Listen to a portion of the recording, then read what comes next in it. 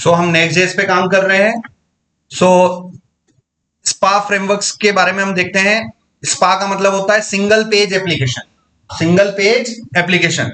उसके हमारे पास मार्केट में अभी 3 कॉम्पिटिटर फ्रेमवर्क अवेलेबल है, रिएक्ट, एंगुलर और व्यू। आपकी जो जॉब लगेगी फ्रंट एंड इंजीनियरिंग में, वो तो या तो रिएक्ट की पोजीशन पे लगेगी, या एंगुलर डेवलपर की पोजीशन पे लगेगी, या व्यू जेएस की पोजीशन पे लगेगी।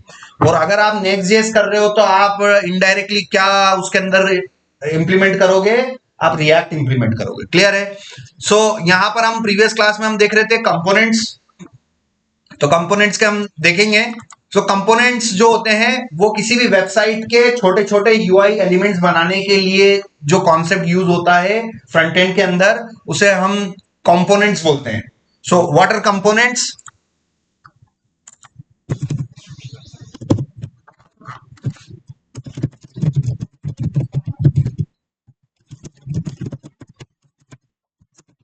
ठीक है ना? कंपोनेंट्स क्या होते हैं? Components are basic building block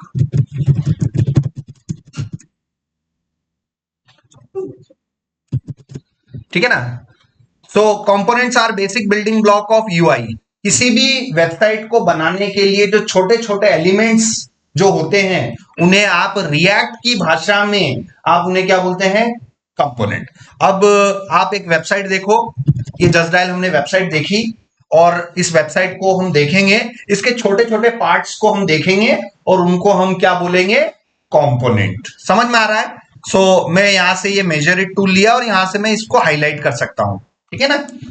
ये वाला एक्सटेंशन आप इंस्टॉल कर लेना, इसको बोलते हैं मेजर इट। क्या बोलते हैं इस एक्सटेंशन को? Measure it. अब मैं आपको टाइम टू टाइम बोलते रहता हूं कि यार आपको सॉफ्टवेयर बनाना है तो आपको अलग अलग एक्सटेंशन और टूल सेट की जरूरत है। ठीक है ना? उसी में टूल सेट में आज बता देता हूं भाई। अगला जो क्रोम एक्सटेंशन आपको जरूरत पड़ेगी वो पड़ेगी मेजर इट, है ना? मेजर इट नाम का गूगल क्रोम एक्सटेंशन होगा, वो आप इंस्टॉल कर लेना। क्रोम पे जाना, क्रोम एक्सटेंशन, और आगे लिखोगे measure it, Chrome extension measure it. इसमें से देख लेना, में मेजर इट नाम के 2-3 एक्सटेंशन होंगे। मैंने ये इस वाला कर रखा है, ग्रीन और रेड कलर वाला। ठीक है ना? ये एक्सटेंशन आप सभी को क्या कर लेना है? अपने लैपटॉप में इंस्टॉल कर लेना। काम का एक्सटेंशन है, और ये क्या काम आता है? ये एलिमेंट्स को सिलेक्ट करने के काम आता है। इसमें से आपको विड्थ मिल जाती है और हाइट मिल जाती है। यहां पर मान लीजिए ये छोटे छोटे एलिमेंट्स देखते हैं।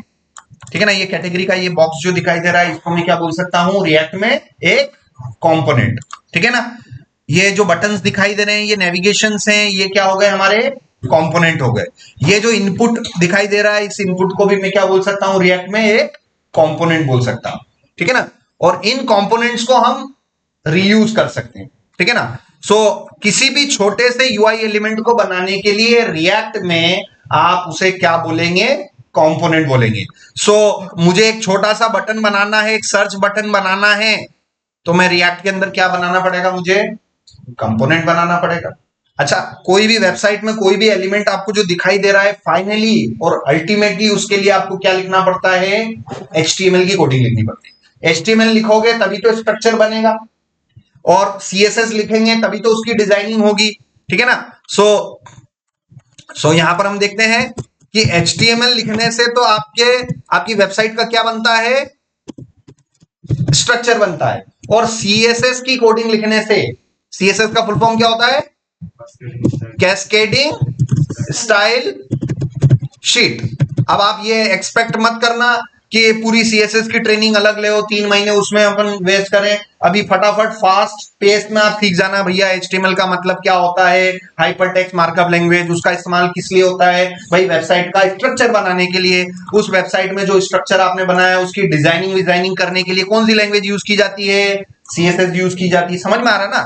HTML और CSS के कॉम्बिनेशन से रिएक्ट के अंदर हम उसका क्या बना सकते हैं?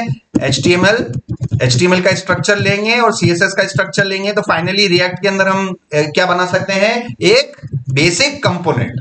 ठीक है ना? रिएक्ट का कंपोनेंट बनाने के लिए हमें कहीं ना कहीं अंदर ही अंदर उसके क्या लिखना पड़ेगा? HTML की कोडिंग लिखनी पड़ेगी। मुझे एक बटन बनाना है तो बटन की कोडिंग लिखनी पड़ेगी, बटन का क्या लिखना पड़ेगा, HTML का कोड लिखना पड़ेगा, ठीक है ना। उस बटन को मुझे रेड करना है, ग्रीन करना है, तो उसके लिए मुझे क्या लिखनी पड़ेगी, CSS लिखनी पड़ेगी, ठीक है ना। सो ये चीजें हम देखते हैं। तो यहां पर कंपोनेंट्स जो होते हैं रिएक्ट के अंदर, अब हम पढ़ क्या रहे हैं, नेक्स्ट.जेएस। अब नेक्स्ट.जेएस के अंदर हमारे पास कौन सा फ्रंट एंड फ्रेमवर्क मिल रहा है बाय डिफॉल्ट, बताओ कौन सा, एंगुलर मिलता है क्या। अगर आप इस फ्रेमवर्क पे काम कर रहे हो, दिमाग में बात बिठा लेना, अगर आप नेक्स्ट.जेएस पे काम कर रहे हो तो फ्रंट एंड का इन तीनों में से कौन सा फ्रेमवर्क पर आप काम कर रहे हो, रिएक्ट में काम कर रहे हो, ठीक है ना। और रिएक्ट के अंदर जो होते हैं वेबसाइट के छोटे छोटे UI एलिमेंट्स बनाने के लिए आपको क्या बनाना पड़ता है, उसका कंपोनेंट बनाना पड़ता है, ठीक है ना। तो चलिए मैं आपको कंपोनेंट के बारे में बता रहा हूं। कंपोनेंट रिएक्ट के अंदर जो कंपोनेंट होते हैं वो दो टाइप के होते हैं। एक तो फंक्शनल कंपोनेंट होता है और क्लास कंपोनेंट होता है। फंक्शनल कंपोनेंट को मैंने ग्रीन में लिख रखा है, क्लास कंपोनेंट को मैंने रेड में लिख रखा है। जो चीज इस पीपीटी में मैं रेड में लिख दूं मतलब वो समझ लेना उसको हमें इस्तेमाल नहीं करना है, नए प्रोजेक्ट्स में, पुराने प्रोजेक्ट्स में हमें अवॉइड करनी है, क्योंकि वो चीज आउटडेट हो चुकी है। समझ में आ रहा है ना। इस पीपीटी में जगह जगह आप देखोगे कहीं ना कहीं मैंने रेड में चीजें लिख रखी होंगी, कहीं ना कहीं मैंने इस पीपीटी में आप देखेंगे कोई भी चीज अगर रेड में लिख रखी है मैंने, तो समझ जाना कि ये हमें यूज नहीं करना है, ये आउटडेट हो चुकी है। तो रिएक्ट के अंदर दो टाइप के कंपोनेंट होते हैं, फंक्शनल कंपोनेंट और क्लास कंपोनेंट। जो फंक्शनल कंपोनेंट होता है उसे हम RFC बोलते हैं। क्या बोलते हैं, RFC। और जो क्लास कंपोनेंट होते हैं उनको हम बोलते हैं RCC बोलते हैं। क्या बोलते हैं, RCC। RFC का मतलब रिएक्ट फंक्शनल कंपोनेंट, RFC का मतलब रिएक्ट फंक्शनल कंपोनेंट, और RCC का मतलब रिएक्ट क्लास कंपोनेंट, ठीक है ना। सो मैं आपको जो प्रीवियस लेक्चर में मैंने जो आपको पेजेस बना के बताए थे, अबाउट अस, ब्लॉगर्स, पता है वो उसमें मैंने क्या लिखा था, RFC लिख के टैब की प्रेस किया था, ऑटोमेटिकली RFC का कोड आ गया था। तो बेसिकली मैं मैक्सिमम क्या यूज करूंगा, नए प्रोजेक्ट्स में भी RFC ही यूज करेंगे, ठीक है ना। मैं RCC का भी बता देता हूं कि RCC का कोड किस तरीके से होता है और क्या होता है। अब आप W3C पर चले जाओ, W3C पर चले जाओ, जावास्क्रिप्ट के ट्यूटोरियल पे चले जाओ। प्रोग्रामिंग लैंग्वेज के सबसे दो इंपॉर्टेंट टॉपिक होते हैं, फंक्शंस और क्लास, ठीक है ना। फंक्शन और क्लास, ये दो कॉन्सेप्ट होते हैं। कोई भी प्रोग्रामिंग लैंग्वेज पढ़ोगे आपको क्लास पढ़ने को मिलेगा, कोई भी प्रोग्रामिंग लैंग्वेज पढ़ोगे फंक्शंस पढ़ने को मिलेगा, ठीक है ना। तो अगर कोई यूआई एलिमेंट आप फंक्शन के माध्यम से बना रहे हो तो वो RFC कहलाएगा, अगर आप कोई यूआई एलिमेंट क्लास के माध्यम से बना रहे हो तो वो क्लास कंपोनेंट कहलाएगा, ठीक है ना। सो यहां पर मैं उसी पर्टिकुलर प्रोजेक्ट को ले लेता हूं।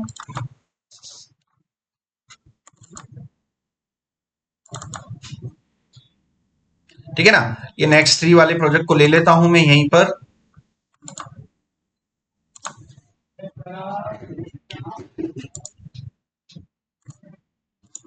और आप देखिएगा इस पूरे प्रोजेक्ट में SRC के अंदर किस नाम की डायरेक्टरी मिल रही है, ऐप, और ऐप के अंदर फोल्डर, और फोल्डर के अंदर page.js। इसका मतलब ये नेक्स्ट.जेएस का प्रोजेक्ट कौन से राउटिंग सिस्टम से सेटअप किया है मैंने, ऐप राउटर के थ्रू। ये बातें मैं आपको प्रीवियस लेक्चर में समझा चुका हूं भैया। मैंने प्रीवियस लेक्चर में 2 टाइप के प्रोजेक्ट सेटअप किए थे, पेज राउटर के द्वारा और ऐप राउटर के द्वारा। जितने भी प्रोजेक्ट्स पे आप काम करोगे आगे चल के, कोई नया प्रोजेक्ट आ गया आपकी कंपनी में और आपको कोई नया प्रोजेक्ट पे काम करने को मिला है तो आपको मोस्टली ऐप राउटर पे काम करना पड़ेगा, ठीक है ना। सो यहां पर हम गए नेक्स्ट.जेएस पर, डॉक्स पर हम जाएंगे और इसमें आप देखना 2 सेक्शन इन्होंने डिवाइड कर रखे हैं, पूरे वेबसाइट के डॉक्यूमेंटेशन को 2 पार्ट में डिवाइड कर रखे हैं। आप चाहो तो आप पूरा ट्यूटोरियल किससे फॉलो कर सकते हो, पेज राउटर के थ्रू जो कि आउटडेटेड है, और आप पूरा ट्यूटोरियल किसके थ्रू फॉलो कर सकते हो, ऐप राउटर के थ्रू जो कि अभी लेटेस्ट ट्रेंड में चल रहा है। अभी मैं जो आज का जो लेक्चर पढ़ा रहा हूं, समझा रहा हूं, उसमें मैंने नेक्स्ट.जेएस का कौन सा प्रोजेक्ट सेटअप किया हुआ है with the help of app router, ठीक है ना। तो ऐप राउटर ओपन करना है अपने को और आप चले जाना लेआउट्स एंड पेजेस पर। किस पे जाएंगे आप, लेआउट्स एंड पेजेस पर।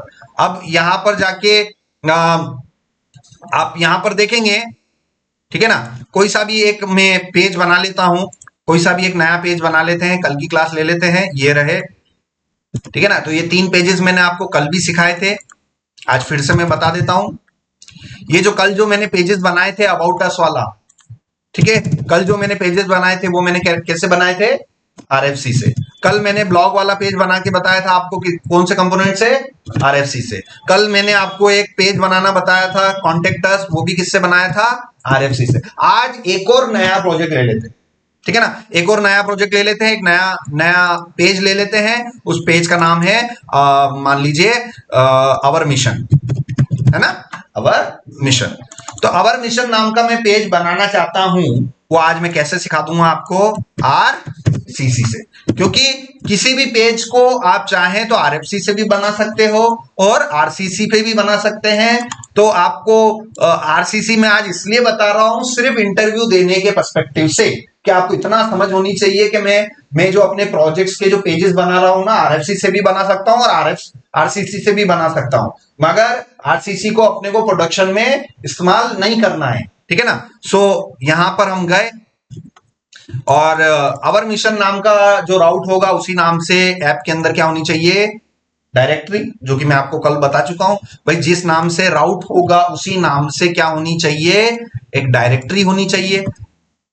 अवर मिशन नाम से एक मैंने डायरेक्टरी बना ली, डायरेक्टरी मतलब फोल्डर, फोल्डर मतलब डायरेक्टरी, ठीक है ना। सो मैंने फोल्डर बनाया और इसके अंदर किस नाम से मुझे बनानी है, पेज डॉट जेएस, ठीक है ना। यहां पर आप पेज डॉट जेएसएक्स भी देख सकते हैं, ठीक है ना। सो आपको उसके अंदर एसआरसी के अंदर ऐप के अंदर किस नाम का फोल्डर बनाओगे, अवर मिशन, और उसके अंदर किस नाम की फाइल होनी चाहिए, पेज डॉट जेएस या फिर पेज डॉट जेएसएक्स, ठीक है ना, JSX। इस JSX का मतलब होता है जावा स्क्रिप्ट एंड XML, ठीक है ना। JSX का फुल फॉर्म क्या होता है, जावा स्क्रिप्ट एंड XML, ठीक है ना। तो आप अपना पेज जो है पेज डॉट जेएस से भी बना सकते हो, पेज डॉट JSX से भी बना सकते हैं, और आगे चल के मान लो आपने अपना पूरा प्रोजेक्ट किससे सेटअप कर दिया, अगर टाइपस्क्रिप्ट से सेटअप कर दिया तो पेज डॉट जे की जगह क्या हो जाएगा, TSX, TS या फिर TSX, ये भी हो सकता है आगे चल के। अभी हमें ये ध्यान रखना है, आज मैं पेज को सेटअप कर रहा हूं JSX से, जिसमें X का क्या मतलब हो गया, XML, और XML का फुल फॉर्म क्या होता है, एक्सटेंसिबल मार्कअप लैंग्वेज। भाई फुल फॉर्म याद रख लेना, फुल फॉर्म बता दोगे ना इंटरव्यू में तब भी इज्जत बच जाएगी अपनी ना। आप साल भर की यहाँ पर पूरी 1.5 साल की ट्रेनिंग लेके जा रहे हो ना, एक ही क्वेश्चन आपको XML का पूछ लिया, भैया फुल फॉर्म क्या होता है ना, वही नहीं बता पा रहे हो, तो वो 1.5 साल की ट्रेनिंग का कोई सेंस नहीं रह रहा है। तो भैया आप रात दिन अपने इंटरव्यू की प्रिपरेशन करो, छोटे मोटे शॉर्ट फुल फॉर्म्स क्या क्या क्या यूज में आते हैं, तो वो इतना it's a basic part of interview preparation. तो भाई XML का फुल फॉर्म क्या होता है, एक्सटेंसिबल मार्कअप लैंग्वेज। भले ही उसका आप काम नहीं समझा सको कि भाई ये किस काम में आती है, नहीं पता, बट इसका फुल फॉर्म ये होता है, तो भी आप बच जाओगे। समझ में आ रहा है। सो आज मैं सेटअप कर रहा हूं कौन सा, JSX में, ठीक है ना। सो मैंने अवर मिशन नाम का पेज बनाया JSX में, और यहां पर मैं जाऊंगा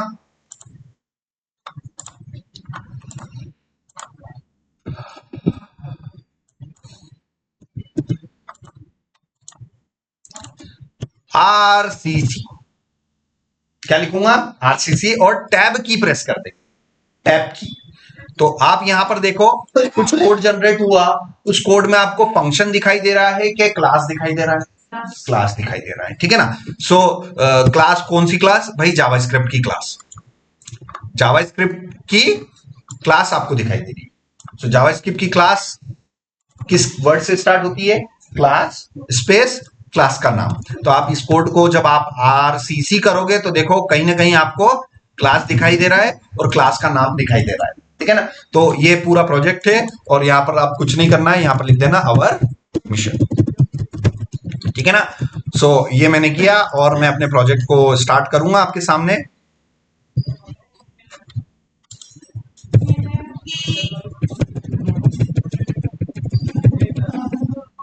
ठीक है। सो यहां पर मैं करूं npm run टैब, ठीक है ना। ये कमांड कहां से आएगी भाई, package.json के स्क्रिप्ट सेक्शन में। कितनी कमांडें अभी दे रखी है, 4 कमांड दे रखी है, जिसमें से मुझे अगर dev यूज करनी है तो मुझे क्या लिखना पड़ेगा, npm run dev लिखना पड़ेगा। अगर मुझे स्टार्ट वाली कमांड चलानी है तो क्या लिखना पड़ेगा, npm स्टार्ट लिखना पड़ेगा, npm रन स्टार्ट नहीं लिखना है। समझ में आ रहा है? तो देखना, अगर npm रन स्टार्ट करूंगा तो भी उसने ले लिया, ठीक है ना। पहले उसमें क्या होता, पहले के टाइम में क्या होता था, वो एरर दे देता था, मगर उन गधों को अब ये पता चल गया कि यार बेचारे डेवलपर परेशान होते हैं, तो उन्होंने npm रन स्टार्ट लिखो, या फिर आप क्या लिख सकते हैं, npm स्टार्ट भी लिख सकते हैं, ठीक है ना। तो npm स्टार्ट का यूज केस हम प्रोडक्शन के लिए करते हैं। जब वेबसाइट इंटरनेट पे चढ़ाओगे, जब आप 2 4 6 महीने इस प्रोजेक्ट पे काम करोगे, जब पूरी बन जाएगी, तब उस प्रोजेक्ट को आप किसके हिसाब से तैयार करोगे, प्रोडक्शन के हिसाब से, मतलब इंटरनेट पर चढ़ाने के हिसाब से उसको तैयार करेंगे। तब ये मैं आपको बिल्ड प्रोसेस और ये तब समझाऊंगा। अभी अपने को प्रोजेक्ट, जब जब भी आप असाइनमेंट चालू करोगे, अपने को प्रोजेक्ट किससे चालू करना है, npm रन डेव से। डेव मतलब डेवलपमेंट हो रहा है, अभी इन प्रोग्रेस है प्रोजेक्ट। जिस दिन हम इंटरनेट पर चढ़ाएंगे, उस समय npm रन डेव करके नहीं चढ़ाएंगे। कैसे चढ़ाएंगे, वहां पर चलाएंगे कैसे, सर्वर पर npm स्टार्ट करके चलाएंगे, है ना।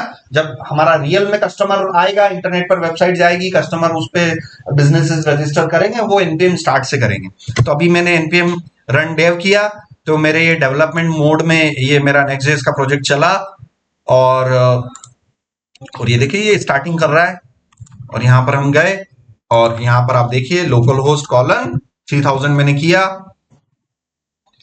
अब इसमें टाइम लगता है थोड़ा सा, स्टार्ट होने में, कंपाइल वंपाइल करने में थोड़ा टाइम लगता है, वेट करना है 5 10 सेकेंड।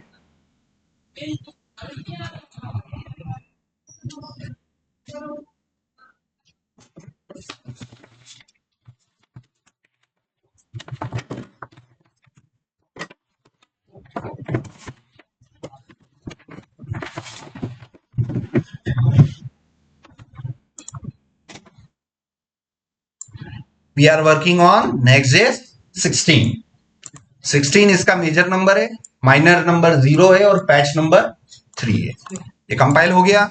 अब देखते हैं, मेरा प्रोजेक्ट यहां पर चल जाना चाहिए। जैसे ये कंपाइलिंग आ रहा है, और कंपाइलिंग के बाद क्या लिखा हुआ आएगा, कंपाइल्ड। जैसे ही कंपाइल लिखा हुआ आएगा, मेरा प्रोजेक्ट चल जाएगा।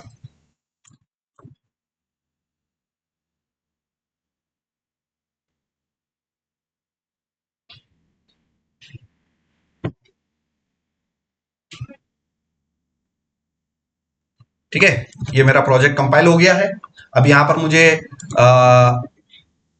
पोर्ट नंबर के बाद स्लैश के बाद अगर कुछ भी लिखूंगा, तो उसे हम क्या बोलते हैं, राउट्स बोलते हैं। तो मैंने कौन सा राउट बनाया था, अवर मिशन नाम का राउट बनाया था, और उस राउट का काम होता है पर्टिकुलर,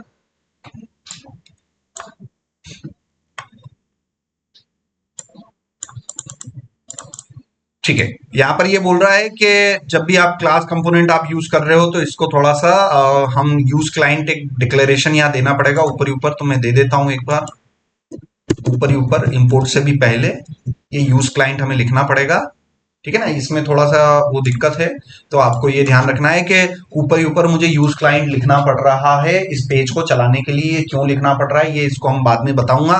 अभी आप ये समझ लो कि मैंने आवर मिशन आ गया कि नहीं आ गया। अगर राउट पे हिट कर रहा हूं, तो वो पेज लोड कर रहा है।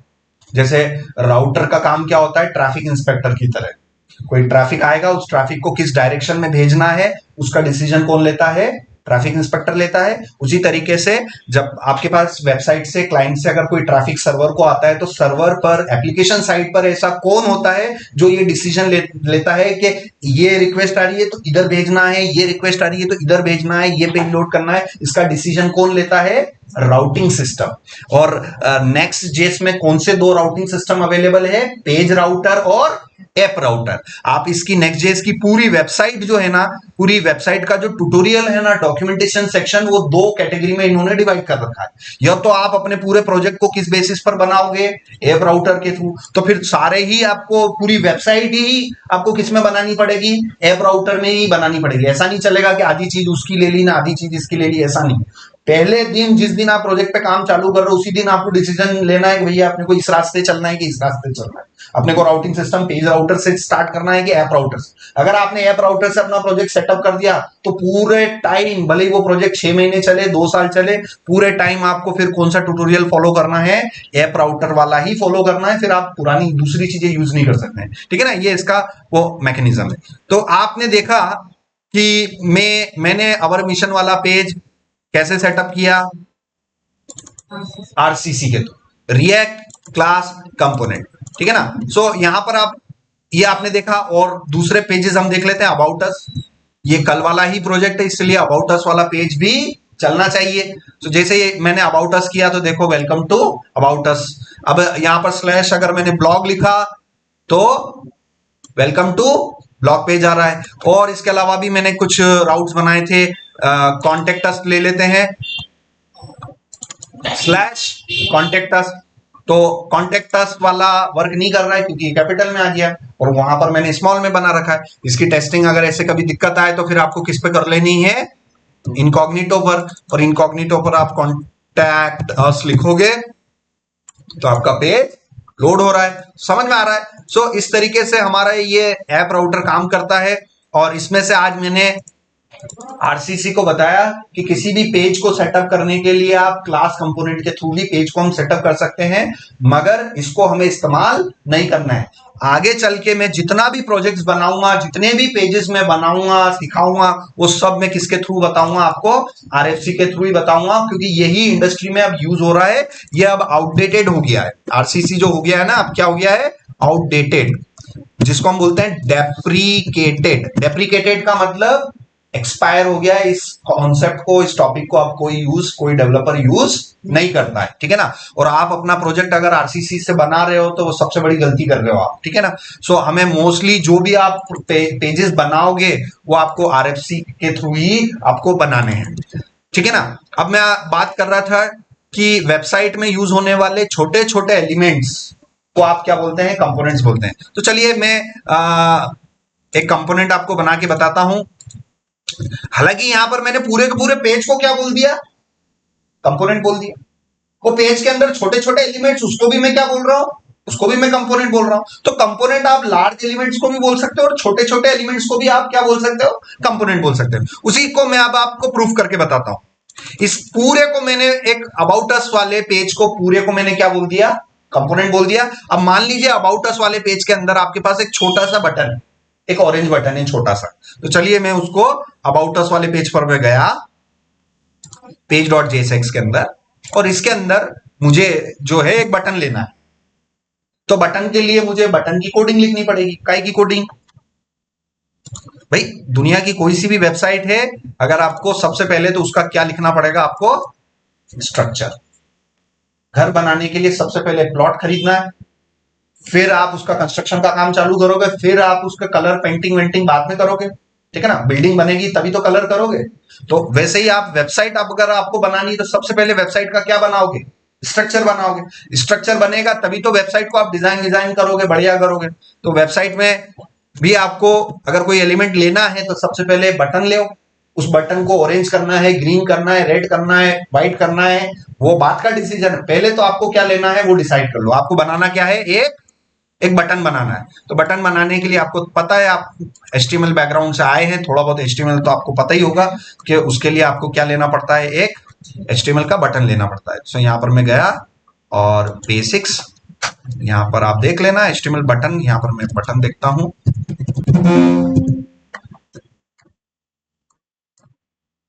यहां पर आप HTML,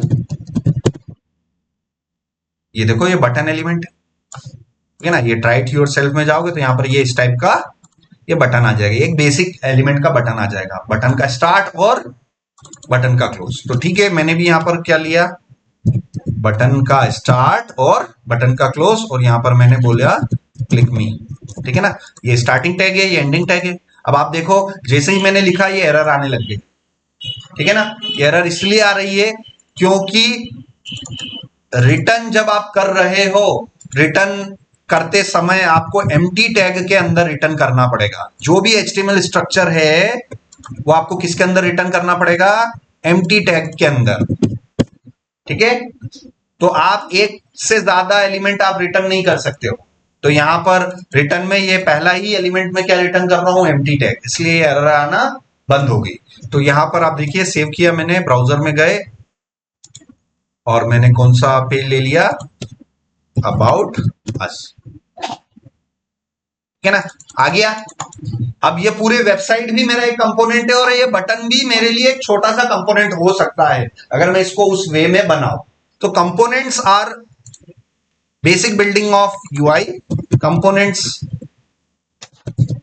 आर रीयूजेबल ब्लॉक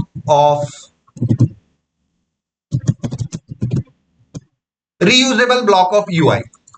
मान लीजिए इसी बटन को मुझे दूसरे पेज पर भी चाहिए, ब्लॉग वाले पेज पर भी चाहिए, किस पे, ब्लॉग वाले पर भी वही सेम बटन मेरे को चाहिए, तो उसका स्ट्रक्चर में 2 बार लिखूंगा कि एक ही बार लिख के 2 बार यूज कर लूंगा।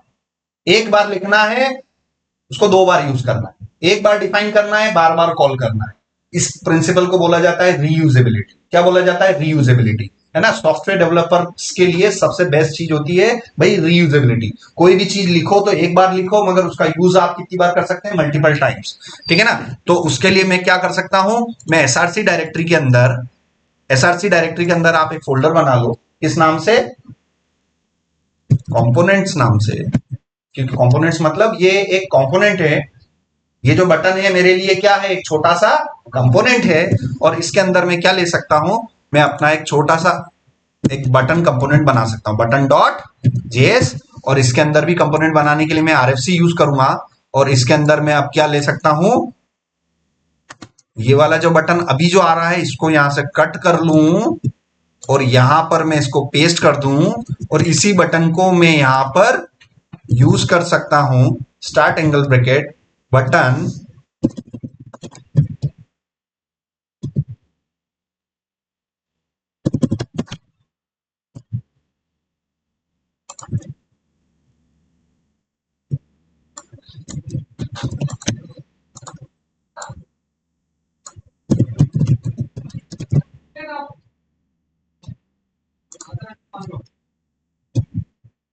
ठीक है।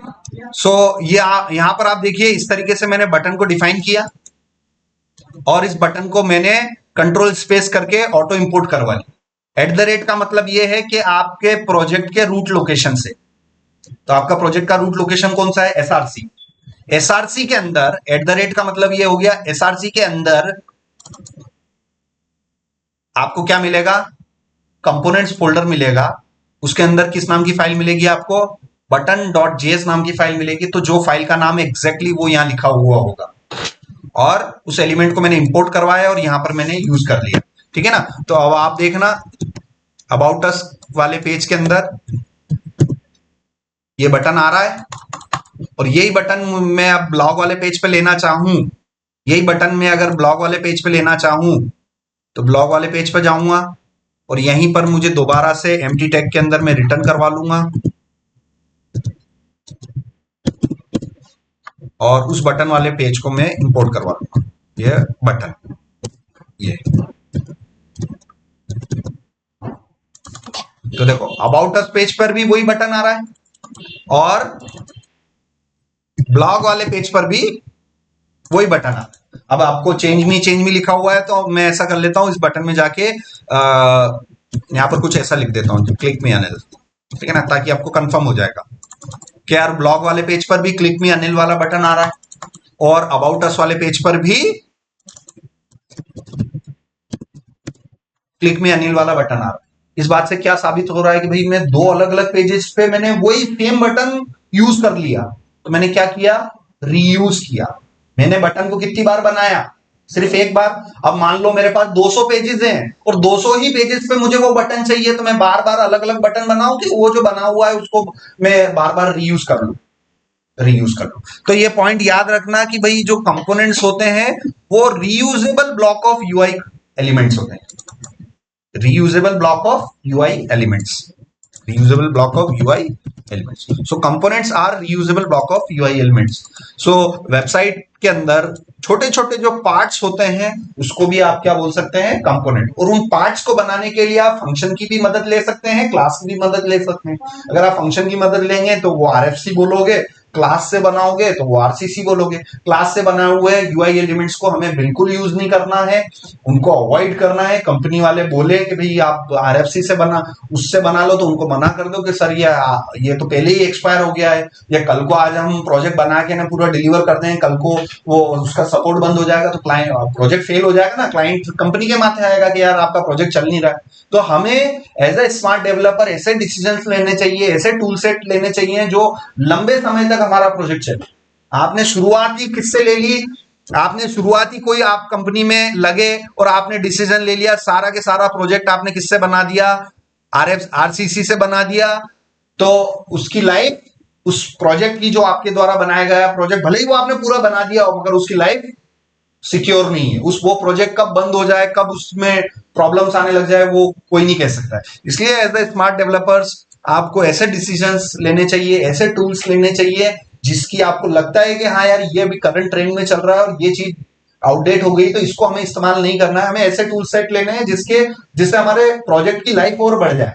ठीक है ना? सो आप देखिए, मैंने एक छोटा सा यहां पर क्या किया, एक बटन लिया और इस बटन को मैंने मल्टीपल पेजेस पर क्या कर दिया, रीयूज कर लिया। अब एक चीज आप नोटिस करोगे कि एक पेज से दूसरे पेज पे जंप करने के लिए मेरे को क्या करना पड़ रहा है, बताइए? आपको राउट लिखना पड़ रहा है सर, और आपको इंटर करना पड़ रहा है। अब देखो मैं अभी किस पेज पर हूं, अभी किस पेज पर हूं, ब्लॉग पर। अब मुझे अबाउट अस पे जाने के लिए मुझे क्या करना पड़ रहा है, आप देखना मुझे क्या करना पड़ रहा है। मुझे सर यूआरएल पे जाके स्लैश अबाउट अस करके ना आपको इंटर करना पड़ रहा है, तब जाके आपकी वेबसाइट का वो दूसरा पेज लोड हो रहा है। मगर जनरली वेबसाइट्स में क्या होता है, हमें यहां कभी इंटरेक्ट करते हैं कि डायरेक्टली हम नेविगेशन से इंटरेक्ट करते हैं? किसी भी दूसरे पेज पे जाने के लिए हम क्या करते हैं, बटन्स का, नेविगेशंस का यूज करते हैं। मुझे रेस्टोरेंट पे जाना है तो मैं यहाँ पर स्लैश रेस्टोरेंट लिखता हूँ कि डायरेक्टली उस बटन पे क्लिक करके मैं दूसरे पेज पे जंप करता हूँ? भाई कैसे होता है? तो इसलिए होता है, हमारे पास लिंक्स होते हैं। लिंक्स मतलब ऐसे बटन्स जिन पर क्लिक करने पर आप दूसरे पेज को लोड कर सकते हो। तो उन लिंक्स को हम कैसे यूज करें, ठीक है ना? तो डेफिनेटली हमारे पास 2 से ज्यादा पेजेस बन गए हैं। इसका मतलब मैं आपस में इनको क्या कर सकता हूं, मैं स्विचिंग कर सकता हूं। तो इसके लिए हम अगर मैं HTML में बात करूं कि HTML में कि एक पेज से दूसरे पेज पे जंप करने के लिए, एक पेज से दूसरे पेज पे जंप करने के लिए आपको किसकी सहायता की जरूरत पड़ती है? एंकर्स की जरूरत पड़ती है। एंकर टैग की जरूरत पड़ती है, ए टैग की जरूरत पड़ती है। ठीक है ना? HTML में एक पेज से दूसरे पेज पे जंप करने के लिए आपको कौन से टैग की जरूरत पड़ती है? ए टैग की। अब आप ध्यान रखना है, आप प्लेन HTML यूज नहीं कर रहे हैं, हम कहीं ना कहीं हम क्या यूज कर रहे हैं, इंटरनली रिएक्ट कर रहे हैं। आप पढ़ तो नेक्स्ट जेएस रहे हो, मगर नेक्स्ट जेएस के अंदर ही अंदर क्या चल रहा है, रिएक्ट चल रहा है। तो रिएक्ट में एक पेज से दूसरे पेज पे जंप करने के लिए एंकर टैग यूज कर सकते हैं। पहले ये करके देख लेते हैं, फिर बेटर हम, और इससे बेटर हम क्या कर सकते हैं वो भी हम देखते हैं। सो दोनों पेज ले लेते हैं, ठीक है ना? यहां पर ये अबाउट अस पेज, और यहां पर मैं ले लेता हूं एंकर, और ये कौन सा पेज है? ये पेज है about us. So about us में जाके लिख देना है जंप टू ब्लॉग पेज, और यहां पर href में हमें क्या लिखना है, पता है href क्या है हमारा? This part is called attribute. ये क्या कहलाता है? एट्रीब्यूट। ये पूरा क्या है? Starting tag. ये क्या है? Ending tag. स्टार्टिंग टैग के अंदर अगर कुछ होता है तो उसे क्या बोलते हैं हम? एट्रीब्यूट। href क्या है? एट्रीब्यूट। सो href की वैल्यू मैंने स्लैश ब्लॉक दे दी, ठीक है ना? तो यहां पर आप देखना,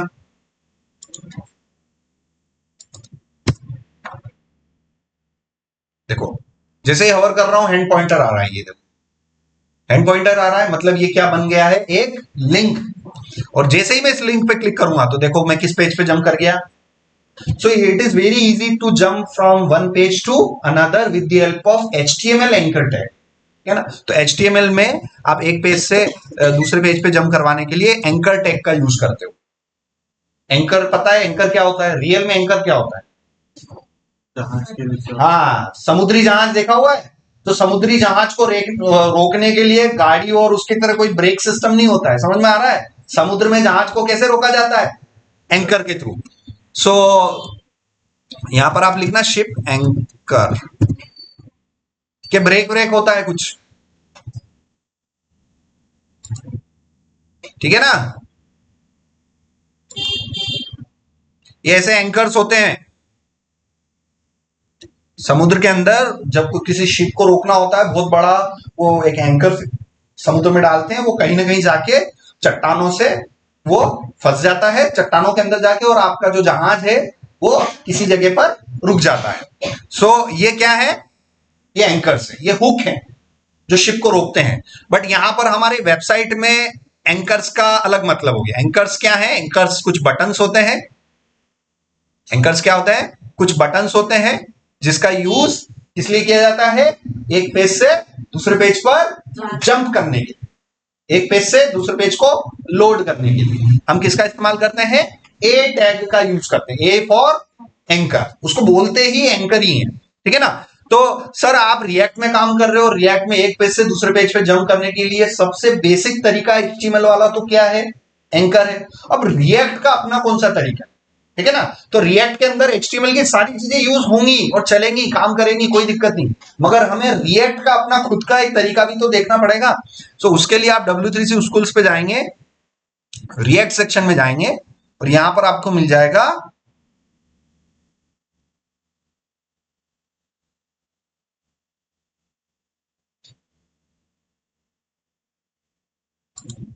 राउटर्स पे जाएंगे तो कहीं ना कहीं आपको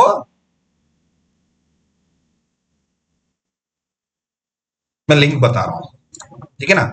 सो ये दोनों पेज रहे, ये ब्लॉग पेज पर मैं गया,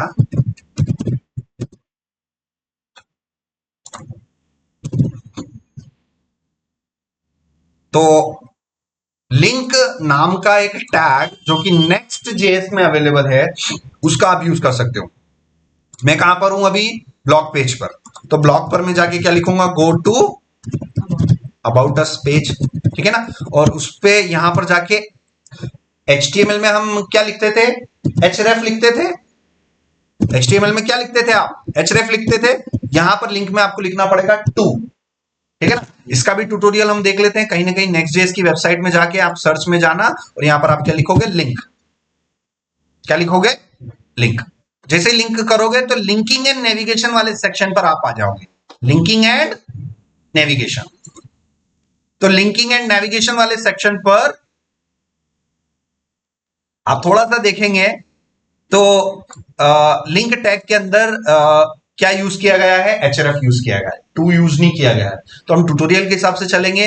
अब ये देखो इन्होंने एंकर भी ले रखा है और लिंक भी ले रखा है, तो नेक्स्ट जेएस में HTML की चीजें भी काम करेगी और नेक्स्ट जेएस की खुद की सिस्टम भी काम करेगा। सो मैं यहाँ पर लिंक यूज किया और HTML में भी href यूज करते थे, यहाँ पे भी href यूज करते थे और यहाँ पर हमने लिख दिया ब्लॉग। तो मैं अबाउट अस पेज पर हूं और मुझे जंप करना है ब्लॉग पर, तो ब्लॉग वाला एड्रेस दे दिया मैंने, ठीक है ना।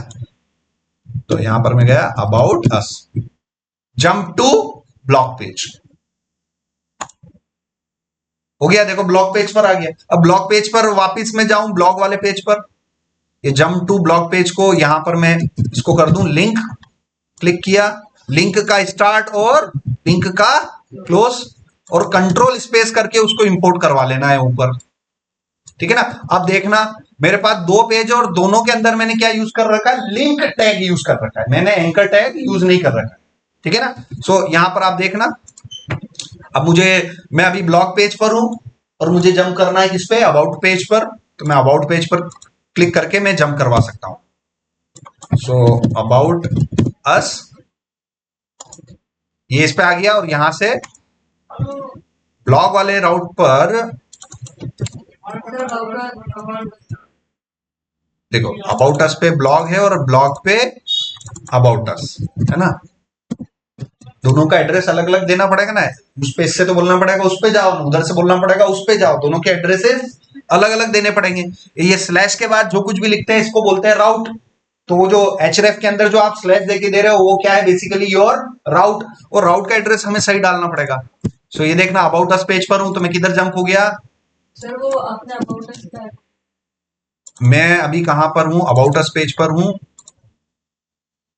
ये ब्लॉग पर जाएंगे और ब्लॉग पर है तो अबाउट अस सही तो बोला है, नहीं अबाउट अस वाला पेज है, ये about us पेज तो है। अच्छा ये अबाउट अस पेज है तो इस पे तो जाऊंगा ब्लॉग पर, इस पे तो जाऊंगा ब्लॉग पर और ब्लॉग पर जाएंगे अबाउट अस, ठीक है। तो रिलोड किया मैंने, slash about us, jump to blog page. देखो ब्लॉग पेज पर आ गया। अब ब्लॉग पेज पर हूं, ब्लॉग पर मैंने क्लिक किया जंप टू अबाउट अस पे, तो ये मैंने क्या किया, स्विचिंग किया, एक पेज से दूसरे पेज पे मैंने क्या किया, जंप किया, दूसरे पेज से पहले पेज पे मैंने क्या किया, जंप किया। ऐसे मान लो मेरे पास अगर 100-200 पेजेस हैं किसी वेबसाइट में, अभी तो मैं सिर्फ एक सिंपल सा प्रोजेक्ट बना रखा है जिसमें मेरे पास दो ही पेजेस हैं। अब अज्यूम करो कि मैं किसी वेबसाइट पे काम कर रहा हूं जिसपे 200-300 पेजेस है, तो मैं ऐसे राउटिंग के माध्यम से मैं आराम से जंप कर सकता हूं कि नहीं कर सकता हूं। मैं दो तरीके यूज कर सकता हूं, या तो HTML का प्लेन एंकर टैग यूज कर सकता हूं, या नेक्स्ट जेएस का डेडिकेटेड मैं लिंक टैग यूज कर सकता हूं। तो बताओ मुझे स्टैंडर्ड वे में क्या यूज करना चाहिए। नेक्स्ट जेएस की अप्रोच, जितना हो सके HTML की बेसिक चीजें हमें क्या करनी है, अवॉइड करनी है, और जो नेक्स्ट जेएस में दिया हुआ है, जो रिएक्ट में दिया हुआ है, उन अप्रोचेस को लेते हुए हमें आगे बढ़ना है। समझ में आ रहा है। सो ये चीजें आपने देखी।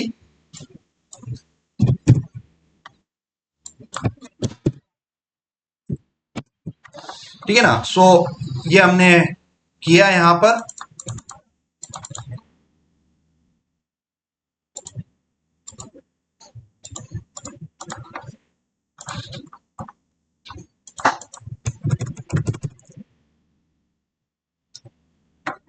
अब जावास्क्रिप्ट में एक कॉन्सेप्ट आया है अपना इंपोर्ट एक्सपोर्ट का। जावास्क्रिप्ट में कौन सा कॉन्सेप्ट है, इंपोर्ट एक्सपोर्ट। जावास्क्रिप्ट के ES6 में, जावास्क्रिप्ट के ES6 वर्जन में कौन सा कॉन्सेप्ट इंट्रोड्यूस किया गया है, इंपोर्ट एक्सपोर्ट। ठीक है ना। सो ES का मतलब हो गया ECMA script.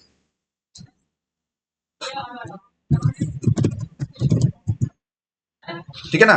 ECMA script, JavaScript का ओरिजिनल नेम क्या है, ECMA स्क्रिप्ट, और ECMA स्क्रिप्ट का ES6 वर्जन में एक कॉन्सेप्ट इंट्रोड्यूस किया गया है इंपोर्ट एक्सपोर्ट का, जिसको हम अभी हैवीली डेवलपमेंट में यूज करते हैं।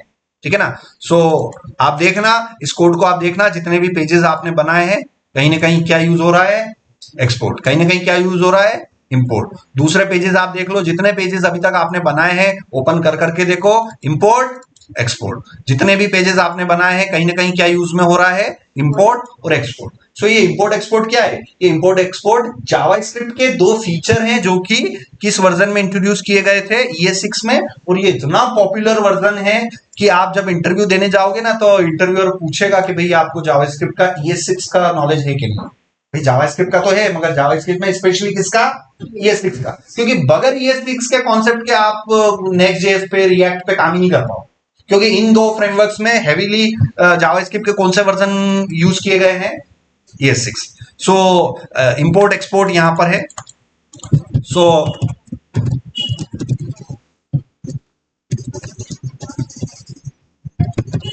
ये आप ध्यान रखना, जावास्क्रिप्ट में हम किसी भी चीज को एक्सपोर्ट कर सकते हैं। ठीक है ना। In JavaScript you can export anything. इसको ऐसे याद रख सकते हो, इसको आप ऐसे याद रख सकते हो, from India I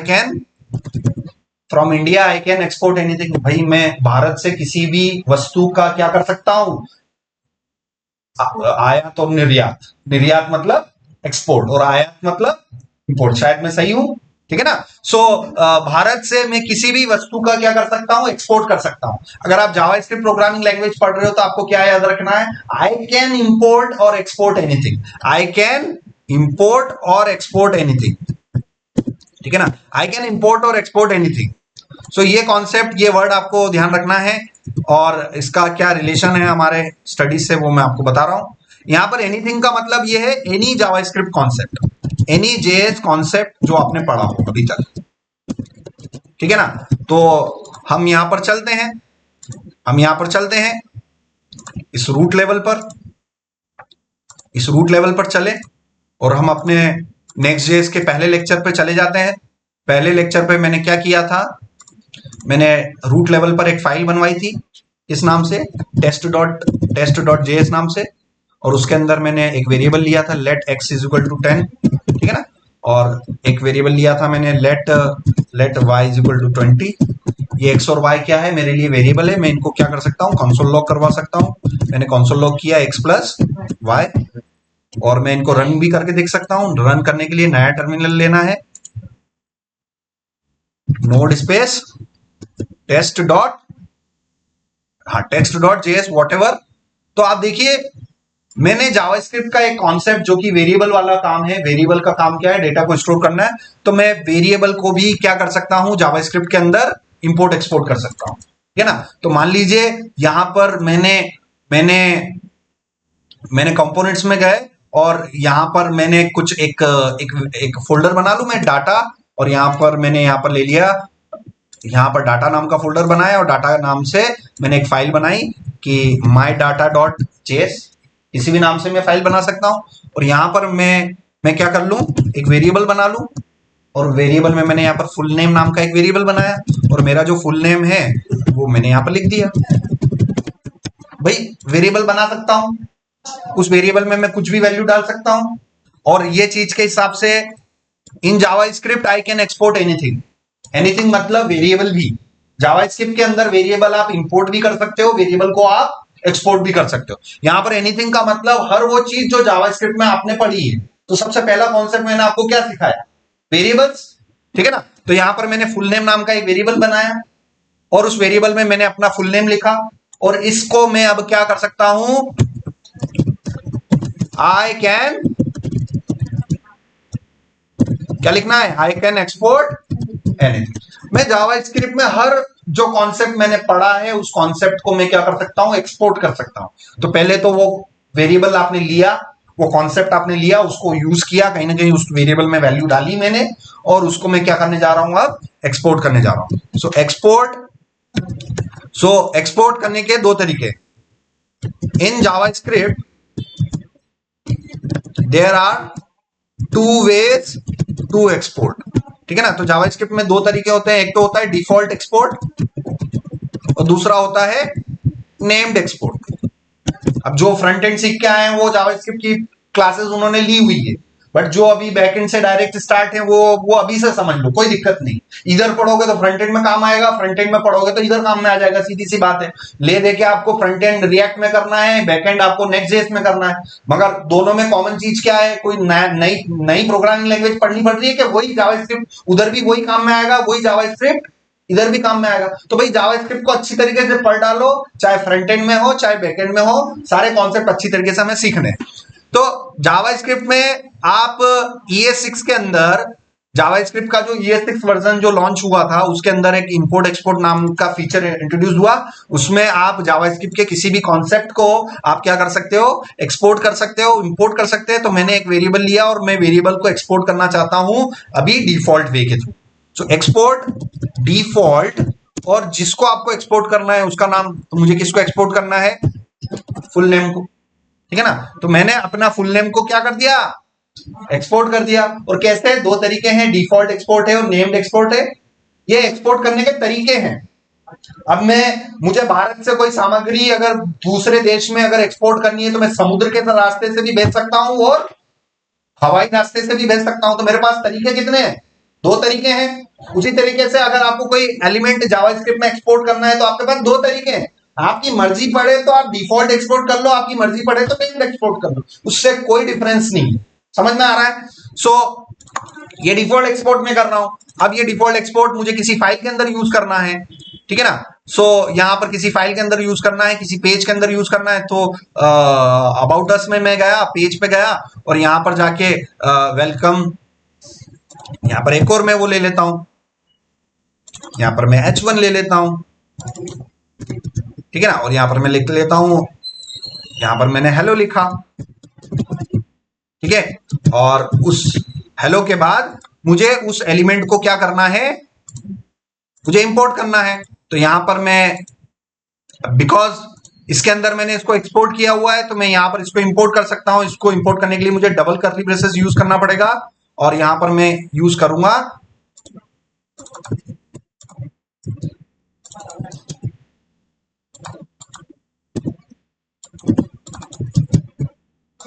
single curly braces use करना पड़ेगा, सिंगल कर्ली ब्रेसेस के अंदर मैं किसी भी एक्सप्रेशन को इवेल्युएट कर सकता हूं, लोड कर सकता हूं।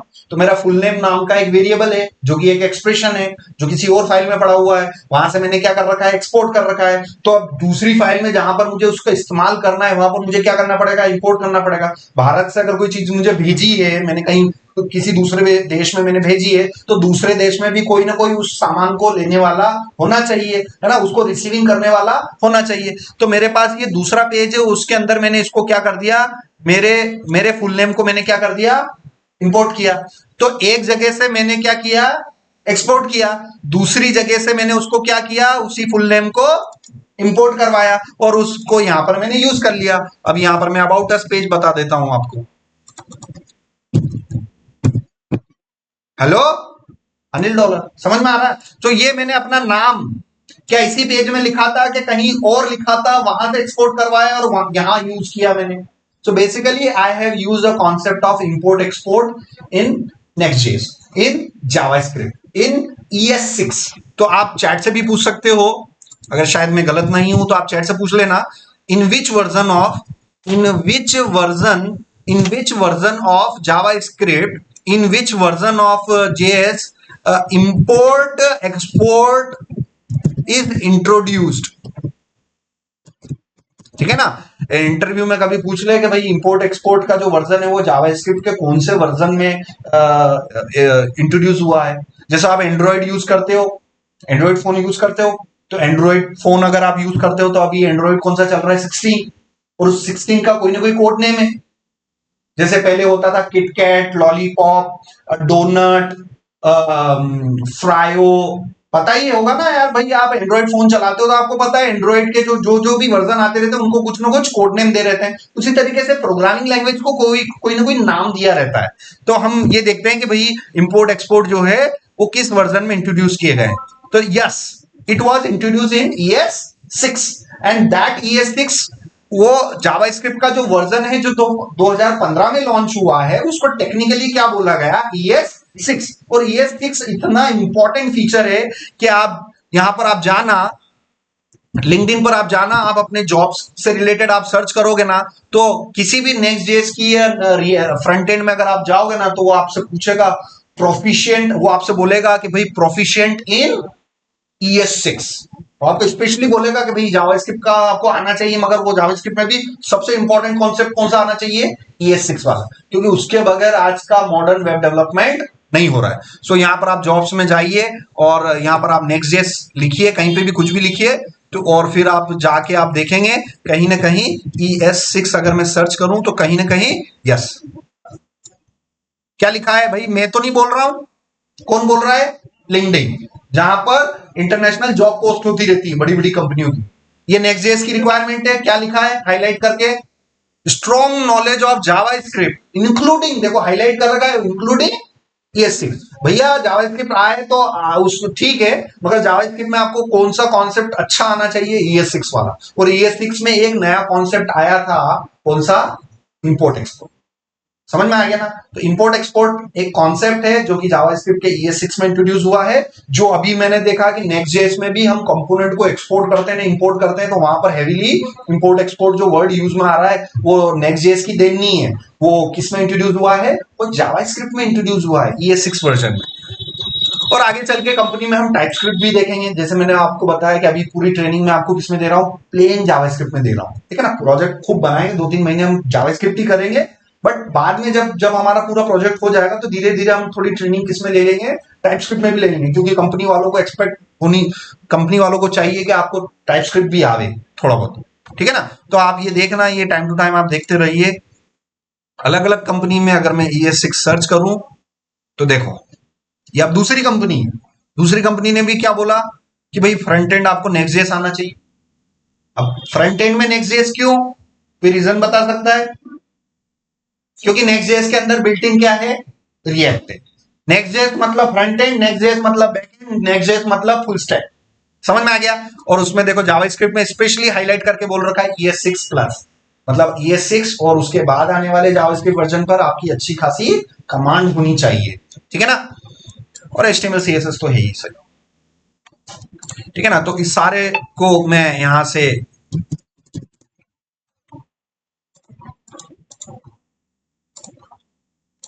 ठीक है, ये मैंने सेव किया ये बैकएंड, और git status, git add dot, git commit,